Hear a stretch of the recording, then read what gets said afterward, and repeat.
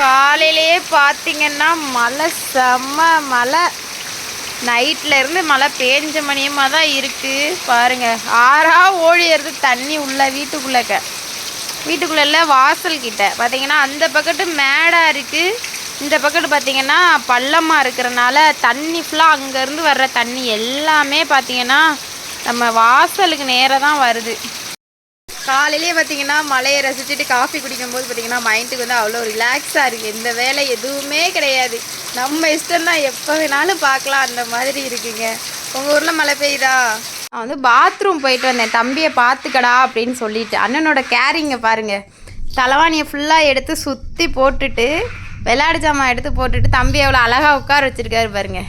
சேஃப்டியாக இப்போவே தம்பியை பார்த்துக்கிறாரு பார்த்தீங்களா. 2 பேரும் உட்காந்து விளாண்டுட்ருக்காங்க. ஒரு பக்கம் அவங்கள விளாட வச்சுட்டு பார்த்தீங்கன்னா நான் வந்து காலையிலேயே வந்து டிஃபன் வேலை ஸ்டார்ட் பண்ணலாம் அப்படின்னு வந்து ஸ்டார்ட் பண்ணிட்டேன். என்ன இன்றைக்கி டிஃபன் பார்த்தீங்கன்னா இட்லி தான் ஊற்றி வைக்க போகிறேன்.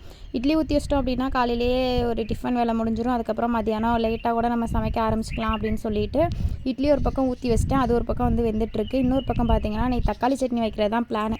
அதனால் தக்காளி வெங்காயம் எல்லாமே சட்னிக்கு தேவையானதெல்லாம் கட் பண்ணி வச்சுட்டேன். கட் பண்ணிவிட்டு அது இப்போ ஒரு பக்கம் வந்து வதக்கி விட்டுட்டோம் அப்படின்னா அது ஒரு பக்கம் ரெடி ஆகிட்டு இருக்கும். ஒருவேளை பார்த்தீங்கன்னா இங்கிட்டு வேலை நடந்துகிட்ருக்கு. இன்னொரு பக்கம் பார்த்தீங்கன்னா வெளியில் ஒரு வேலை நடந்துகிட்ருக்கு. என்னென்னு பார்த்தீங்கன்னா மழை வந்து விடாமல் பேஞ்சிட்டே இருக்குங்க.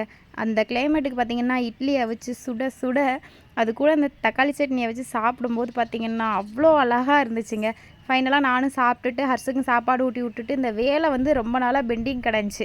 இந்த மீனுக்கு வந்து தண்ணி மாற்றி விட்டுறலாம் அப்படின்னு சொல்லிட்டு பிளான் பண்ணிகிட்டே இருந்தேன். அதனால் இன்றைக்கி காலையிலேயே மாற்றி விட்டுருவோம் அப்படின்னு சொல்லிட்டு ஃபிஷ்ஷெல்லாம் எடுத்து தனியாக ஒரு வட்டாவில் வச்சுட்டு அதுக்கப்புறம் பார்த்திங்கன்னா மீன் தொட்டியை நல்லா கழுவிட்டு அதுக்கப்புறம் மீன் எல்லாத்தையுமே உள்ளே விட்டதுக்கப்புறம் தான் தொட்டி பார்க்க நீட்டாக இருந்துச்சு.